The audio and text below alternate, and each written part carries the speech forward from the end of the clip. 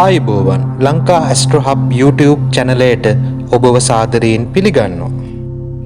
අද දවසේ අවසාන රාශිය වන මීන ලග්නය පිළිබඳ තොරතුරු ඔබ හා බෙදා ගැනීමට සූදානම්. ගුරු ග්‍රහයා මීන ලග්නයට අධිපති ග්‍රහයා වේ. මීන ලග්න හිමියන් බොහෝ විට ධර්මානුකූල දැහැමි ජීවිතයක් ගත කරයි. සමාජයේ අසරණ බවට පත් වූවන්ට හා රෝගී පුද්ගලයන්ට උදව් උපකාර කිරීම මීන ලග්න හිමියන්ගේ තවත් ලක්ෂණයකි.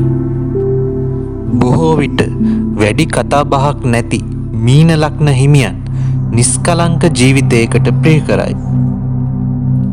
විනෝදයට සතුටට කැමති මීන ලග්න හිමියන් තමා සතු දෙයක් අනුන්ට දීමෙන් පවා ප්‍රීතිය සතුට උපදවා ගනී. එමෙන්ම බාල කාලයේ ඉතා කඩිසර ක්‍රියාශීලී ගති ලක්ෂණ පෙන්눔 කරන මොවුන් අවුරුදු 30න් පසුව ඉතාමත් තැන්පත් සහගත බවක් පෙන්눔 කරයි.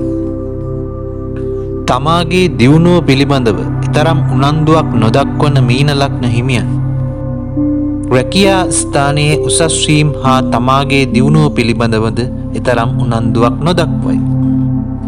රැකියාවේ සිදුවන ස්ථාන මාරුවීම හා තමාගේ ස්ථීර පදිංචිය වෙනස් වීම වැනි කාරණා මීන ලග්න හිමියන්ට බලපෑ හැකිය. මීන ලග්න හිමියන් තුල ප්‍රේමාන්විත හැඟීම් අවම වන අතර බොහෝ විට විවාහය මංගල යෝජනා හරහා සිදුවේ. මොවුන් තුල සංවේදී හදවතක් පිහිටීම නිසා බොහෝ විට මානසික පීඩාවන්ටද ලක්වීමේ හැකියාවක් ඇත.